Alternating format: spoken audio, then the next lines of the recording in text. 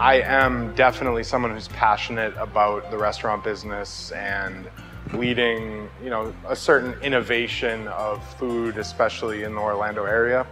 I spent the last 4 years in California learning about a lot of produce and products and procedures that might not have found their way to Orlando yet. So I'm not trying to reinvent anything. I'm just trying to bring some knowledge I might have to the area and give our guests something they might not have had before. I decided to become a chef when I was about 4 years old. And a lot of people say, 4 years old, you're crazy. Nobody ever knows what they want to do until they're 25 these days. But I was genuinely 4 years old and it was just something inside of me. I was always interested in it. I remember back in the day when, the PBS was the only network you could watch food shows on pretty much. And instead of cartoons, I'd watch, Julia Child or, certain shows like that. And really, kind of brought my interest and passion into the business.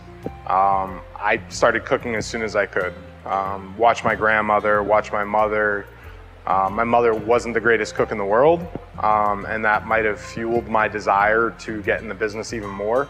But both my grandmothers were fantastic cooks. Watched them, learned what I could. They really, especially my mother's mother, motivated me to, follow your dreams.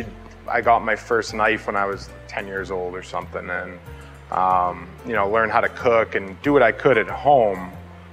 Took the classes I could early in high school, and then when I was 15, got my first job cooking in a restaurant. So I'm gonna be 37 this year, so it's 22 years I've been in restaurants, and haven't done anything else, don't know anything else. If I didn't know how to do this, I wouldn't know how to do anything. Definitely geared my whole life towards it. So a chef's daily routine, for me, it's a balance of art and management. A lot of chefs fall on one category or another, and I think to really be successful in this business these days, you need to know how to run a business, which is that management part, as well as being an artist. The more the chef knows how to run the business, and the more we as chefs know, costs, not just food costs and labor costs in the kitchen, but costs as a whole in the entire restaurant, how we're profiting, our top line sales, bottom line profitability, all that stuff makes us better. If one day we want to open our own restaurants, we know how to run them. We know how to become profitable. So it has to be a balance. Like, there's always that burning desire inside me to create beautiful plates and play with the freshest, nicest, most local ingredients I can get my hands on. But at the same time, you need that balance to make that dish profitable on your menu. Not super difficult to execute if you're trying to do 400 covers a night, or your staff will get bogged down and your labor will become an issue. So it's always about a balance. And the restaurant industry is genuinely one of the hardest industries to be in.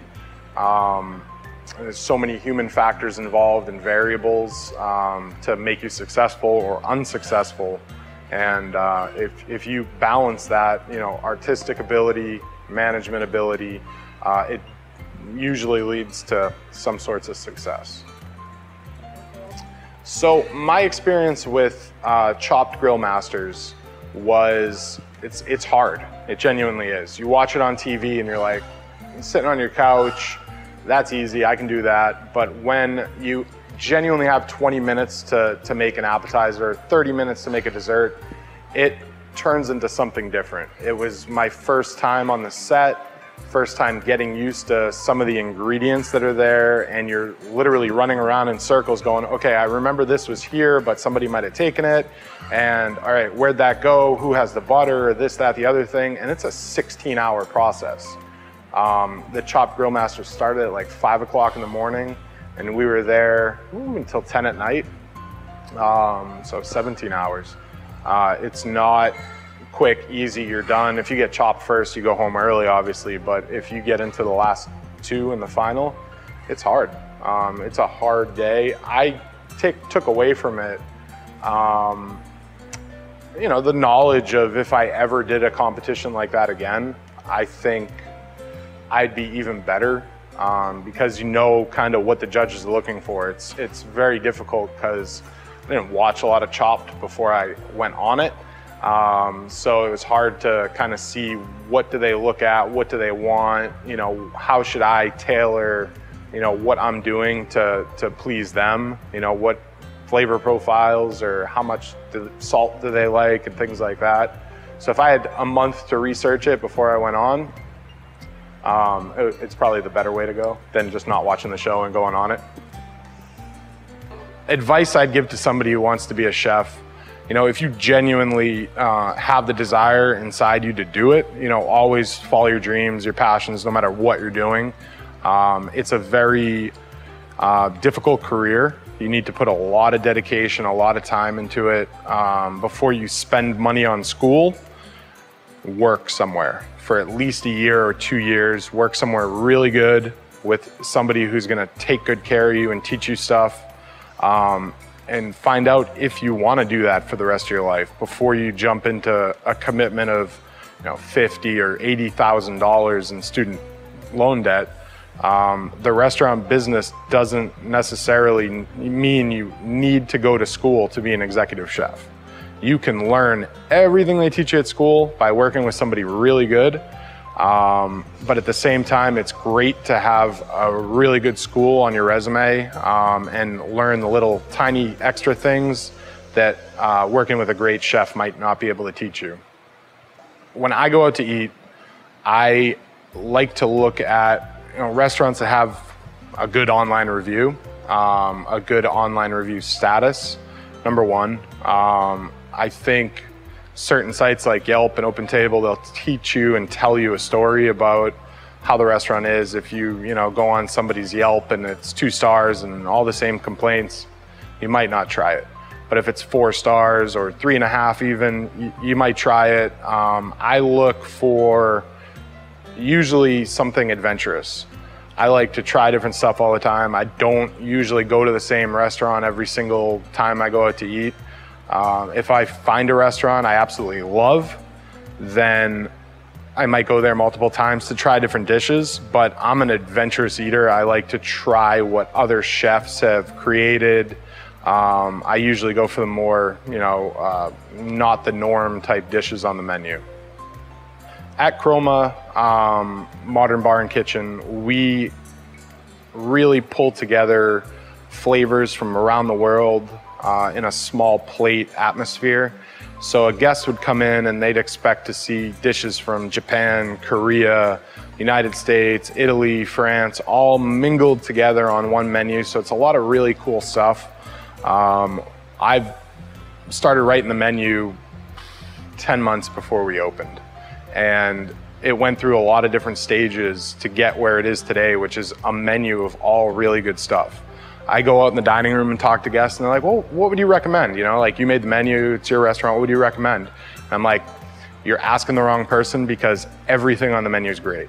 And we're really trying to, you know, push that. We open the doors with being as great as we could be and work our butts off every single day to get back to where we were that first day we opened, where everybody's uniforms are perfect, the food's perfect, the service is perfect, you know, silverware spotless, things like that. So a lot of people will open a restaurant and work to that greatness after they open the doors, and that's, in my opinion, the wrong way to do it. We're trying to maintain how great we were that first day, and it's a genuinely really modern, really hip, upbeat, great atmosphere in the restaurant. The food's fantastic. A guest could come in and get, you know, 2 or 3 dishes. You come in with a party of 4 and you can get 12, 16 dishes. Everybody try a little bit. The menu's priced very appropriately, very conservative, so people can come in and have that great experience with, you know, trying a third of the menu with 3 of your friends. and you're not committed to just one entree. It's my first time ever doing a restaurant like this. So prior to this, it was all, you know, your appetizer, salad, entree, dessert type restaurants. And, you know, it was a little bit of a challenge for me to wrap my brain around how, you know, the logistics of it would work and the mechanics and all that stuff. But I think we're doing a great job thus far. We've been open for a little over a month, and it's going fantastic.